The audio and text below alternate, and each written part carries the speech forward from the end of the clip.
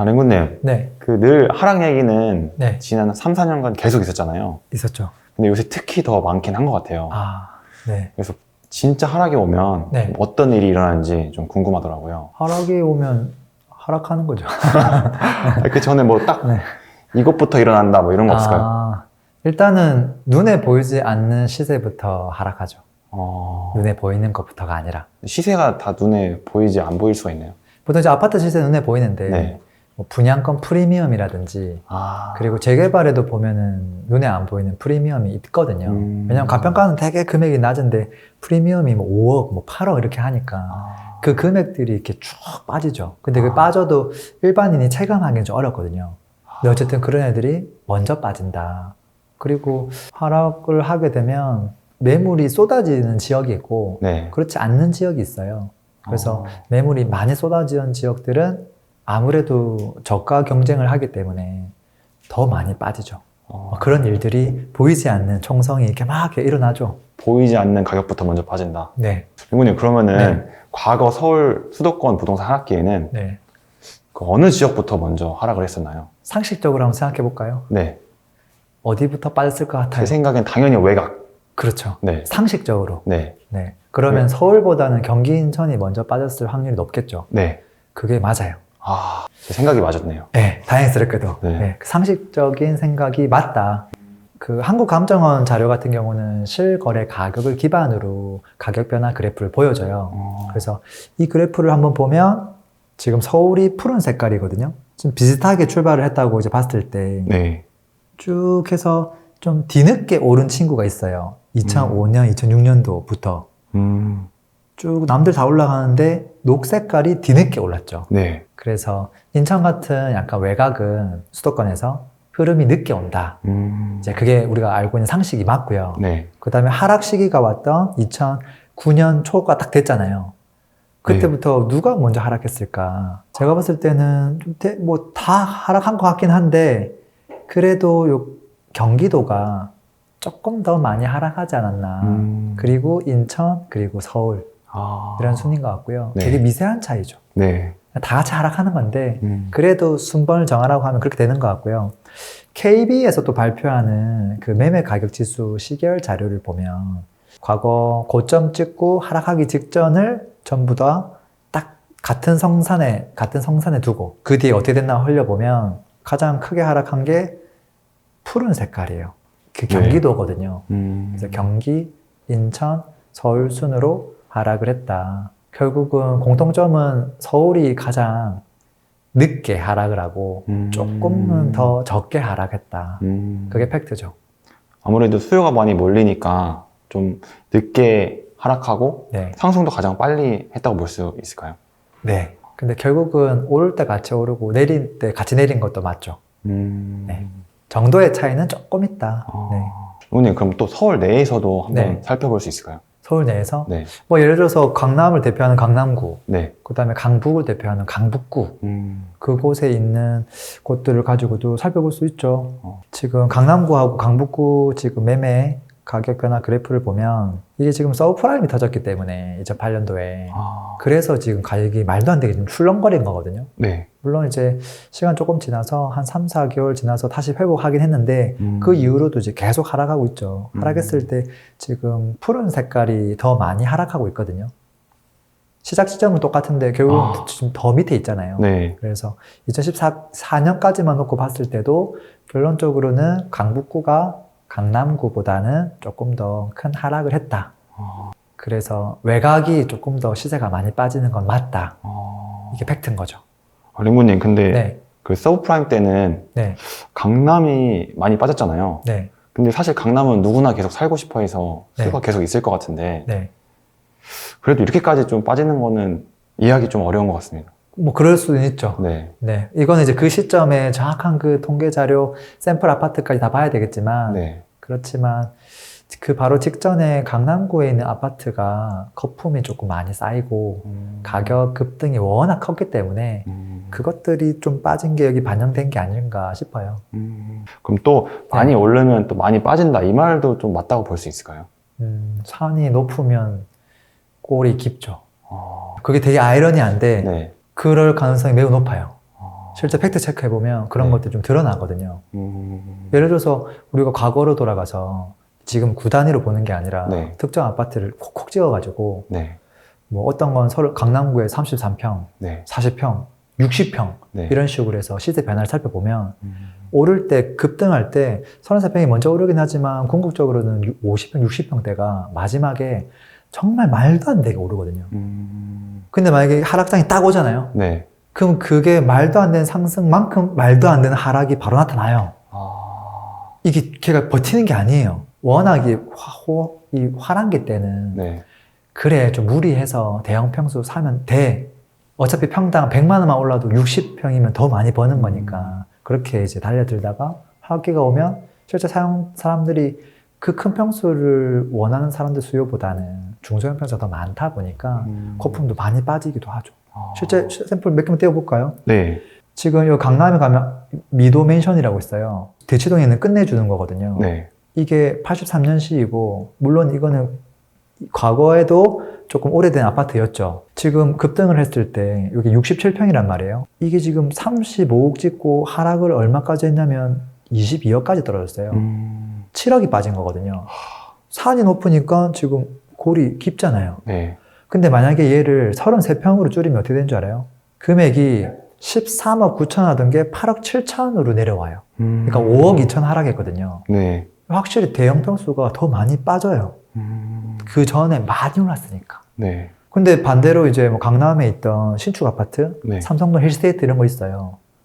이 친구는 과거 한 2006년 기준을 보면 2008년에 입주했으니까 완전 신축이거든요. 네. 가격이 안 빠지고 버텼어요. 얘는. 근데 중요한 건 얘는 가격이 오르지도 않았어, 별로. 남들 다 오를 때 생각보다 조금 많이 못 올랐고, 그리고 나서 하락장이 왔을 때 얘는 버텼거든요. 그래서 상승이 적었으니까 하락도 적었다. 이런 결론이 또 나오기도 하죠. 물론 그 이후로는 많이 올랐지만. 그럼 정리하면 이 지역별로 봤을 때는 네. 외곽이 네. 분명히 먼저 하락기 때 먼저 빠지는 것은 맞지만 네. 아파트 단위로 볼 때는 네. 많이 상승한 놈이 더 더 많이 위험하다. 되게 뭔가 역설적인데요. 근데 이제 왜 많이 상승했을까를 생각해보면, 네. 지금 샘플로 보여준 것도 나중에 재건축이 될 거야 라는 기대감, 거기에다가 대형 평형, 그것들이 지금 혼합되어 있거든요. 약간 욕심이 많이 껴있다고 볼 수 있을까요? 그렇죠. 그래서 상승장에는 좋은데 하락장에는 그런 친구가 상대적으로 위험에 노출되어 있다라고 볼 수 있죠. 영훈님 그럼 또 아파트 단위로 옮겨서 네. 같은 지역이더라도 네. 또 아파트 특성마다 더 많이 빠지거나 더 빨리 네. 빠지는 게 있을 것 같아요, 가격별로. 아, 혹시 네. 그런 것도 있을까요? 예를 들면 뭐 나홀로 아파트라든지. 네네. 네. 보통 이제 아파트의 특성들이 있죠. 뭐 진짜 뭐 주택가에 껴있는 나홀로 아파트도 있고, 아니면 뭐 대형 평형 이런 것도 있고, 아니면 세대수가 정말 많은 아파트, 특징들이 다양할 텐데, 네. 또 좀 나아가서 그러면 차라리 아파트가 아니라 빌라 같은 경우는 그럼 하락할 때 아파트보다 더 많이 빠지냐? 뭐 이런 것도 뭐 궁금한 분들도 있을 거예요. 네. 이제 그랬을 때 이걸 쭉 보면 상승장이 왔을 때 누가 더 말도 안 되게 올랐느냐가 사실은 포인트예요. 빌라가 많이 올랐을까? 아파트가 많이 올랐을까? 당연히 아파트가 훨씬 많이 올랐겠죠. 네. 상승장 때. 네. 그러면 빠질 때도 빌라는 오른 게 얼마 없어가지고 빠져도 그냥 제자리를 가거든요. 거품이 요거밖에 없으면 요만큼 빠지면 되는데 아파트는 이만큼 생겨서 이만큼 빠질 가능성이 다분히 높죠. 나홀로 아파트냐 대단지냐 뭐 이게 아파트냐 주택이냐 뭐 단독이냐 이게 중요한 게 아니라 네. 그 바로 직전에 상승이 어떠했느냐 그게 저는 훨씬 더 중요하지 않을까 싶어요. 그럼 뭐 아파트 특징을 따지기보다는 네.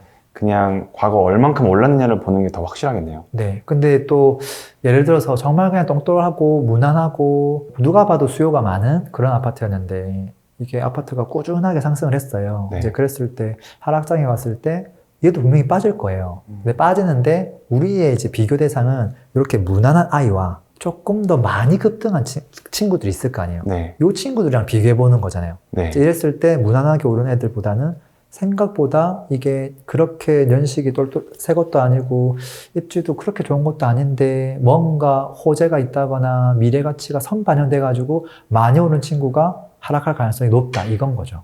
궁극적으로는 다 빠지긴 빠져요. 누가 더 많이 빠지느냐 요 차이만 좀 있죠. 지금 누구는 하락한다, 네, 누구는 보합한다 네, 네. 얘기가 정말 많잖아요. 네, 근데 이제 과거처럼 네. 누구나 다 인정하는 하락은 네. 대체 언제 올까요? 과거에 보면 네. 사실 갑작스럽게 왔거든요. 2009년도의 상황을 보면 네. 2010년도, 2011년도 입주 물량이 많지가 않았어요. 그리고 그때까지만 하더라도 미분양도 그게 많지도 않았어요. 그러니까 아무도 이게 그렇게 큰 하락이 장기간 올 거라고 생각을 못하는 상황이었거든요. 과거에도. 네. 지금도 똑같은 상황이에요. 어. 뭐 물론 오를 수도 있고 내릴 수 있지만 네. 이게 무조건 내릴 거다라는 시그널이 막 있는 게 아니거든요. 근데 과거에는 폭락을 했고 네. 지금은 물음표잖아요. 누구는 폭락한다고 하고 또 누구는 네, 네, 그냥 네. 보합이라고 하고 네. 왈가왈부 네, 하는 것 같아요. 네. 근데 저는 이제 교육은 맨날 얘기한 5가지 지표에서 네. 기억나요? 청약 네. 경쟁률, 미분양, 공급 물량. 입주 물량, 네. 전세 가격, 거래량. 네. 이 5가지 중에서 세트가 있단 말이에요. 음. 반비례 관계들이 있어요. 입주 물량이 많아지면 전세 가격이 떨어지죠. 입주 물량이 없으면 전세 가격이 올라가요. 네. 이 두 개는 세트로 움직여요. 물론 반비례 관계지만. 음. 그 다음에 청약 경쟁률이 높으면 미분양이 없죠. 네. 청약 경쟁률이 낮으면 미분양이 터지죠. 이 두 개가 동시에 움직여요. 나머지 하나가 거래예요. 네. 거래할까 말까.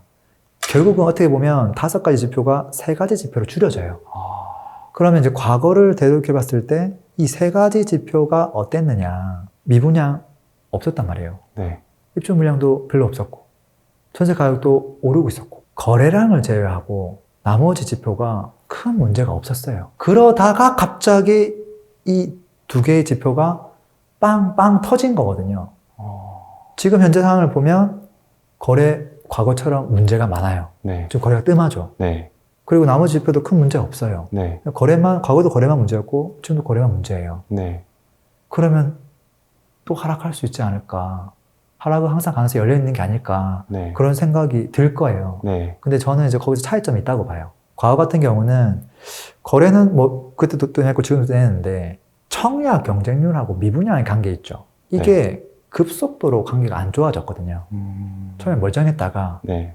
지금은 어떤 상황이냐면 청약 경쟁률 자체가 여전히 높고 미분양이 전혀 안 나고 있거든요. 그러면 이제 이런 상황 할 수 있죠. 혹시 상황이 안 좋아져서 미분양이 급속도로 발생할 수 있는 거 아닙니까? 청약 경쟁률이 떨어지면서. 네. 그러면 이 2가지가 이제 악조건을 바뀔 것이고 나머지 것들 2개만 바뀌면 되잖아요. 근데 이제 입주 물량과 전세 가격은 뭐 제가 봤을 때는 큰 문제가 없을 것 같고 결국은 남아있는 게 뭐냐면 청약 경쟁률과 미분양이에요. 네. 이 2개는 하나의 키워드로 보면 수요예요. 그리고 좀 더 정확하게 얘기하면 우리가 원하는 곳에 우리가 원하는 수준의 주택을 공급하기를 원하느냐 원하지 않느냐 그걸 여전히 지금 필요로 하느냐 그 니즈가 너무 중요한데 네. 과거에는 좋은 주택을 좋은 입지에 분양을 했는데 아무도 안 받아줬어요. 지금은 받아주고 있다. 물론 점점점 어렵게 뭐 대출 규제가 되고 있지만 제가 봤을 때 그 수요, 그 니즈에 대한 불씨가 사라지지 않은 상태다. 저는 그 하나가 굉장히 차이 크다고 보거든요. 그리고 이 불씨가 살아있기 때문에 만약에 여차하면 이게 불이 붙을 수도 있는 상황이다. 그래서 지금은 앞으로 우리가 봐야 될 게 뭐냐면 입주 물량 이런 게 아니라 이 수요, 신축 아파트에 대한 수요, 이게 언제 꺼지느냐. 그게 저는 핵심 키라고 봐요. 그래서 결론은 아직 불씨는 살아있다. 불씨는 살아있다. 그렇죠. 수도권 같은 경우에. 커질 확률이 높나요? 아니면 불씨가 꺼질 확률이 높을까요? 요즘 이제 뭐 대선 결과를 좀 봐야 되겠지만 네. 수요를 자꾸 자극하는 그런 요소들이 네. 계속 있는 것 같아요. 근데 저는 그런 부분들보다는 네. 시장 본연의 가치를 좀 봐야 된다고 보고 있고 네. 여전히 입지가 좋은 곳에 공급이 부족해요. 공급하려 할 수가 없거든요. 네. 재개발도 한계가 있고요. 무조건 재건축, 역세권에 있는 아파트를 새 걸로 공급을 해줘야 돼요. 네. 그 수요는 무조건 있다는 거죠. 왜냐하면 굉장히 오랜 기간 동안 그걸 안 해줬기 때문에. 네. 그걸 조금만 풀어주면 수요가 무조건 살아날 확률이 매우 높다. 그게 꼭 무슨 대선 어떤 그런 공약이 아니더라도 네. 그 수요는 분명히 있다. 그렇게 생각합니다. 네. 연구님, 그럼 불씨는 있지만 쉽게 꺼지진 않을 것이다. 네. 오늘도 좋은 말씀 감사합니다. 네. 오늘도 들어줘서 감사합니다. 행복한 하루 되세요. 피스!